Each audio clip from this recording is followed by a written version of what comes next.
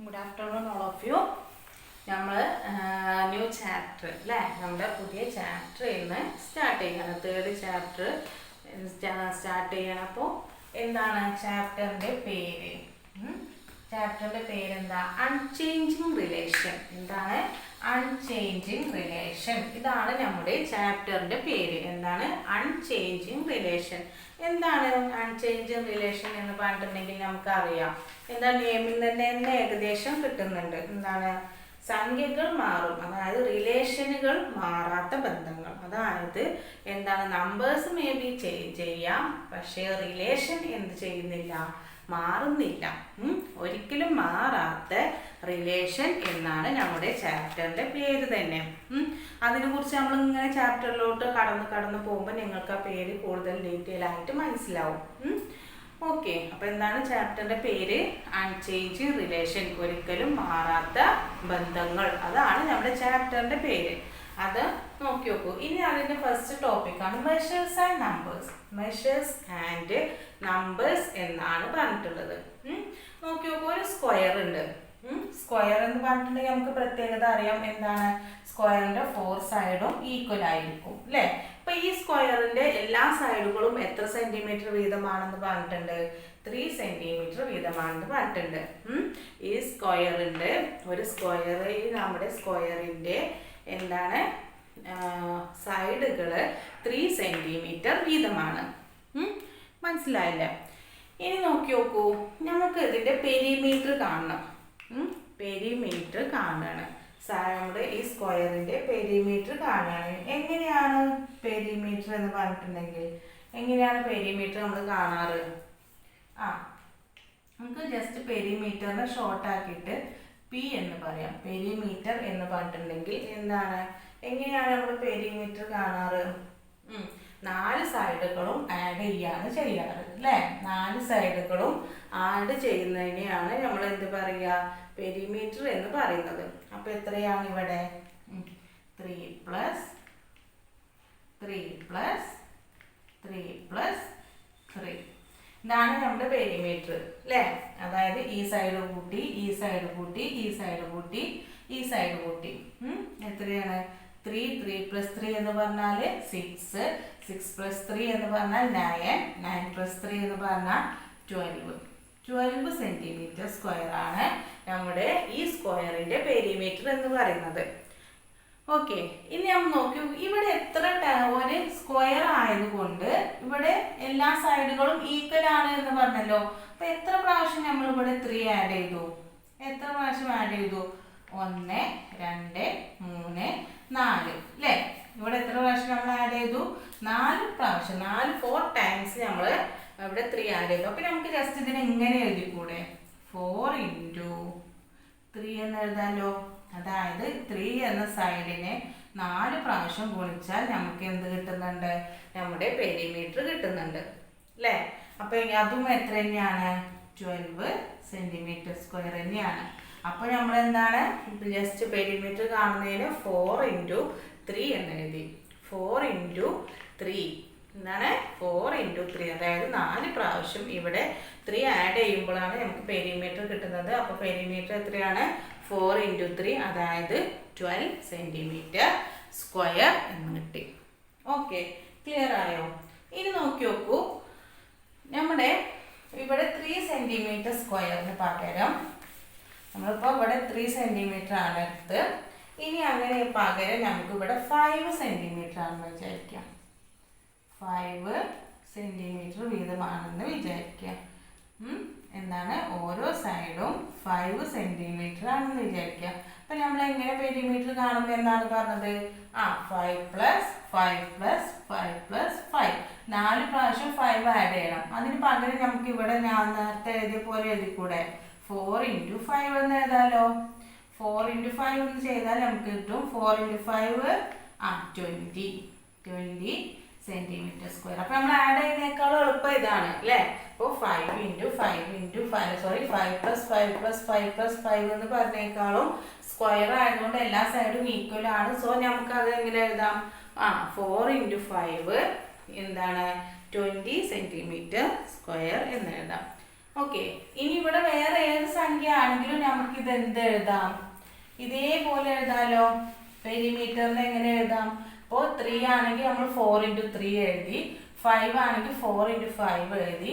ഇനിയിപ്പോൾ 4 ആണെങ്കിൽ എന്താണ് 4 × 4 ആവാം. ഇനി 8 ആണെങ്കിൽ 4 × 8. അപ്പോൾ നമ്മൾ ജസ്റ്റ് അതിനെ കോമൺ ആയിട്ട് എസ് എന്നെടുക്കുകയാണ്. എന്താണ് കോമൺ ആയിട്ട് നമ്മൾ എസ് എന്നെടുക്കുക കേട്ടോ. ജനറലായിട്ട് പറയുകയാണ് എന്താണ് എസ്.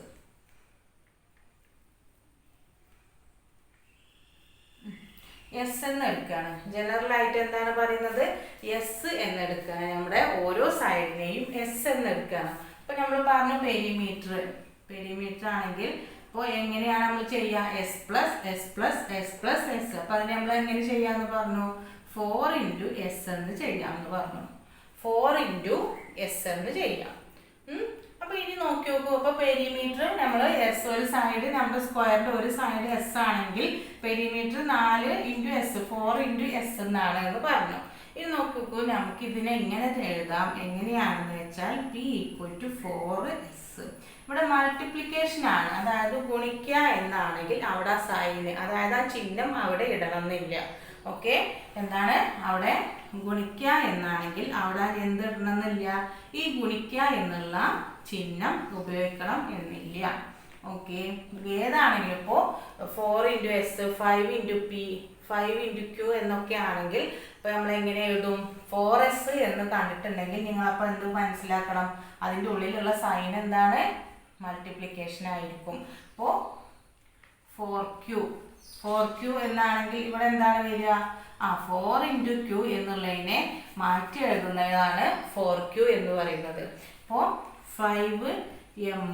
5m എന്നുണ്ടെങ്കിൽ എന്തായിരിക്കും അവിടെ, 5 × m എന്നുള്ളതിനെ മാറ്റിയിട്ടാണ് 5m. അപ്പോൾ നിങ്ങൾ മനസ്സിലാക്കേണ്ട എന്താണ്, ഇവിടെ ഇങ്ങനെയൊക്കെ വരുന്നതിൻ്റെ ഉള്ളിലുള്ള സൈൻ എന്തായിരിക്കും, 4 × മൾട്ടിപ്ലിക്കേഷൻ സൈൻ ആയിരിക്കും. ആ സൈന് നമ്മൾ ഇടണം എന്നില്ല എന്നാണുള്ളത്.